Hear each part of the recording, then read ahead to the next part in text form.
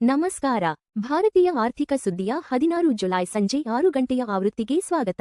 ಈ ಸುದ್ದಿ ಆವೃತ್ತಿಯನ್ನು ನಿಮಗೆ ತಂದಿರುವವರು ಭಾವನಾ. ಇತ್ತೀಚಿನ ಸುದ್ದಿಗಳನ್ನು ಆಲಿಸಿ. ಸೆನ್ಸೆಕ್ಸ್ 77,186.87 1 ಪಿಟಿಎಸ್ 0% ಏರಿಕೆಯಾಗಿದೆ. ಅತಿ ಹೆಚ್ಚು ಲಾಭ.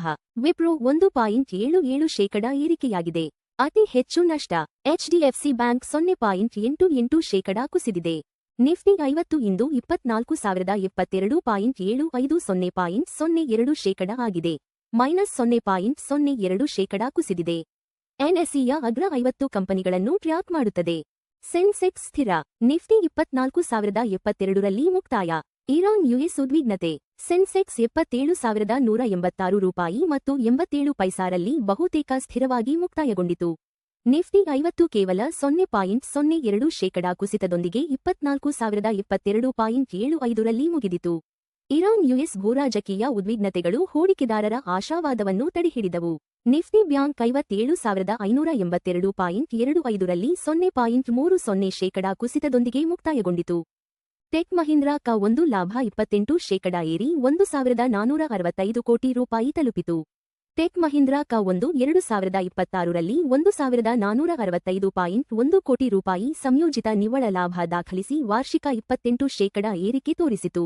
ಆದಾಯವು 15ರಿಂದ 18% ಹೆಚ್ಚಾಯಿತು. ಷೇರು ಎನ್ಎಸ್ಇಯಲ್ಲಿ 0.77% ಏರಿಕೆಯೊಂದಿಗೆ 1,510 ರೂಪಾಯಿ ಮತ್ತು 30 ಪೈಸಾರಲ್ಲಿ ಮುಕ್ತಾಯಗೊಂಡಿತು. ವಿಪ್ರೋ ಕ1 ಲಾಭ 3,352 ಕೋಟಿ ರೂಪಾಯಿ. 2 ರೂಪಾಯಿ ಡಿವಿಡೆಂಡ್ ಘೋಷಣೆ. ವಿಪ್ರೋ ಕ1 2026ರಲ್ಲಿ 3,352 ಕೋಟಿ ರೂಪಾಯಿ ಸಂಯೋಜಿತ ಲಾಭ ದಾಖಲಿಸಿ ವಾರ್ಷಿಕ 0.65% ಏರಿಕೆ ತೋರಿಸಿತು ಮತ್ತು 2 ರೂಪಾಯಿ ಪ್ರತಿ ಷೇರು ಮಧ್ಯಂತರ ಡಿವಿಡೆಂಡ್ ಘೋಷಿಸಿತು. ಷೇರು ಎನ್ಎಸ್ಇಯಲ್ಲಿ 1.77% ಏರಿಕೆಯೊಂದಿಗೆ 127 ರೂಪಾಯಿ ಮತ್ತು 74 ಪೈಸಾರಲ್ಲಿ ಮುಕ್ತಾಯಗೊಂಡಿತು. ಸೆಮಿಕಂಡಕ್ಟರ್ ಮಿಷನ್ 2.0ಗಾಗಿ 1.27 ಲಕ್ಷ ರೂಪಾಯಿ ಕೋಟಿ ಅನುಮೋದನೆ. ಕೇಂದ್ರ ಸಚಿವ ಸಂಪುಟವು ಭಾರತದ ಸೆಮಿಕಂಡಕ್ಟರ್ ಮಿಷನ್ನ 2ನೇ ಆವೃತ್ತಿಗೆ 1.27 ಲಕ್ಷ ರೂಪಾಯಿ ಕೋಟಿ ಅನುಮೋದಿಸಿದೆ. ಇದು ದೇಶೀಯ ಚಿಪ್ ತಯಾರಿಕಾ ಸಾಮರ್ಥ್ಯ ನಿರ್ಮಾಣಕ್ಕೆ ಬಲವಾದ ನೀತಿ ಬದ್ಧತೆಯನ್ನು ತೋರಿಸುತ್ತದೆ. ರಿಲಯನ್ಸ್ ಕ1 ಫಲಿತಾಂಶ ಜುಲೈ 17ರಂದು. O2C ಮತ್ತು ಜಿಯೋ ಗಮನ ಸೆಳೆದಿವೆ.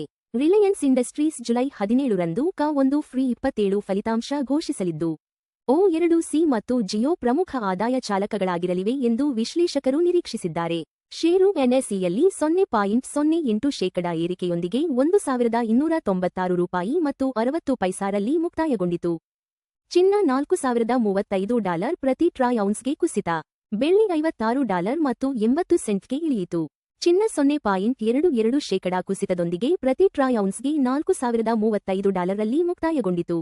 ಜೂನ್ ತಿಂಗಳ $4,426 ಗರಿಷ್ಠದಿಂದ ಇಳಿಕೆ ಮುಂದುವರೆದಿದೆ. ಬೆಳ್ಳಿ 0.54% ಕುಸಿತದೊಂದಿಗೆ ಪ್ರತಿ ಟ್ರಾಯ್ ಔನ್ಸ್ಗೆ $56 ಮತ್ತು 80 ಸೆಂಟ್ರಲ್ಲಿ ಮುಕ್ತಾಯಗೊಂಡಿತು. ಹಾರ್ಮುಜ್ ಅಪಾಯ ತಗ್ಗಿಸಲು ಭಾರತ ಯುಎಇ ಬಂದರುಗಳ ಮೇಲೆ ಕಣ್ಣು. ಭಾರತೀಯ ಸಂಸ್ಕರಣಾಲಯಗಳು ಮತ್ತು ಇಂಧನ ಆಮದುದಾರರು ಹಾರ್ಮುಜ್ ಜಲಸಂಧಿ ಅಪಾಯ ತಪ್ಪಿಸಲು ಯುಎಇ ಬಂದರು ಮೂಲಸೌಕರ್ಯವನ್ನು ಹೆಚ್ಚಾಗಿ ಬಳಸುತ್ತಿದ್ದಾರೆ. ಕಚ್ಚಾ ತೈಲ 0.09% ಕುಸಿತದೊಂದಿಗೆ ಪ್ರತಿ ಬ್ಯಾರೆಲ್ಗೆ $29 ಮತ್ತು 53 ಸೆಂಟ್ರಲ್ಲಿ ಮುಕ್ತಾಯಗೊಂಡಿತು.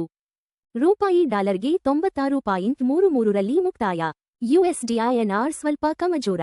ಭಾರತೀಯ ರೂಪಾಯಿ 0.09% ಕುಸಿತದೊಂದಿಗೆ ಪ್ರತಿ ಡಾಲರ್ಗೆ 96.33ರಲ್ಲಿ ಮುಕ್ತಾಯಗೊಂಡಿತು. ಜೂನ್ನ 94.33 ಮಟ್ಟದಿಂದ ಮತ್ತಷ್ಟು ದುರ್ಬಲವಾಯಿತು. ಕಳೆದ 6 ವಾರಗಳಲ್ಲಿ ರೂಪಾಯಿ ಗಮನಾರ್ಹವಾಗಿ ಅಪಮೌಲ್ಯಗೊಂಡಿದೆ. ಎಫ್ಡಿ ಬಡ್ಡಿದರಗಳು 3 ರೂಪಾಯಿ ಕೋಟಿಗಿಂತ ಕಡಿಮೆ. Kotak Mahindra bank 7.30%. Bank of Baroda 7.15%. Punjab national bank 7.10%. HDFC bank 6.60%. ಚಿನ್ನ $4,035 0.22% ಪ್ರತಿ ಟ್ರಾಯ್ ಔನ್ಸ್ಗೆ. ಅಂದಾಜು ಸಮ 1,24,921 ರೂಪಾಯಿ ಪ್ರತಿ 10 ಗ್ರಾಂಗೆ. ಚಿನ್ನದ ಬೆಲೆ 0.22% ಕುಸಿದಿದೆ. ಹಿಂದಿನ ಮುಕ್ತಾಯ $4,044 ರಿಂದ. ಚಿನ್ನದ ಬೆಲೆಗಳು ಜಾಗತಿಕ ಬೇಡಿಕೆ, ಡಾಲರ್ ಬಲ ಮತ್ತು ಹಣದುಬ್ಬರ ನಿರೀಕ್ಷೆಗಳನ್ನು ಪ್ರತಿಬಿಂಬಿಸುತ್ತವೆ. ಬೆಳ್ಳಿ $56 ಮತ್ತು 80 ಸೆಂಟ್ 0.54% ಪ್ರತಿ ಟ್ರಾಯ್ ಔನ್ಸ್ಗೆ. ಅಂದಾಜು ಸಮ 1,759 ರೂಪಾಯಿ ಪ್ರತಿ 10 ಗ್ರಾಂಗೆ.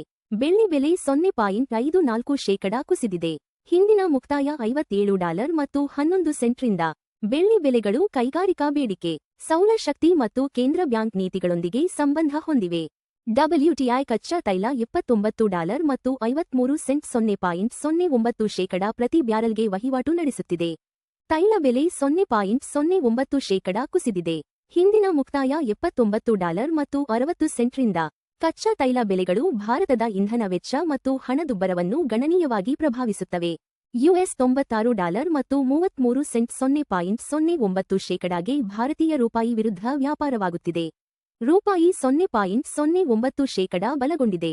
ಹಿಂದಿನ ಮುಕ್ತಾಯ $96 ಮತ್ತು 43 ಪೈಸಾರಿಂದ. ದುರ್ಬಲ ರೂಪಾಯಿ ಆಮದು ವೆಚ್ಚವನ್ನು ಹೆಚ್ಚಿಸುತ್ತದೆ, ಆದರೆ ಐಟಿ ಮತ್ತು ಫಾರ್ಮಾ ರಫ್ತುದಾರರಿಗೆ ಪ್ರಯೋಜನವಾಗುತ್ತದೆ. LPG ಸಿಲಿಂಡರ್ ಬೆಲೆಗಳು ಪ್ರಮುಖ ನಗರಗಳು.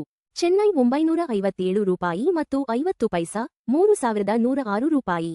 ಬೆಂಗಳೂರು $944 ಮತ್ತು 50 ಪೈಸಾ $3,021.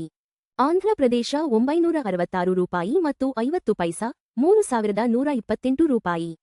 ಭಾರತೀಯ ಆರ್ಥಿಕ ಸುದ್ದಿ ನೋಡಿದ್ದಕ್ಕಾಗಿ ಧನ್ಯವಾದಗಳು. ಪ್ರತಿದಿನ ಬೆಳಿಗ್ಗೆ ಮತ್ತು ಸಂಜೆ 6 ಗಂಟೆಗೆ ನಮ್ಮ ಸುದ್ದಿಯನ್ನು ನೋಡುತ್ತಿರಿ. ಲೈಕ್, ಶೇರ್ ಮತ್ತು ಸಬ್ಸ್ಕ್ರೈಬ್ ಮಾಡಿ.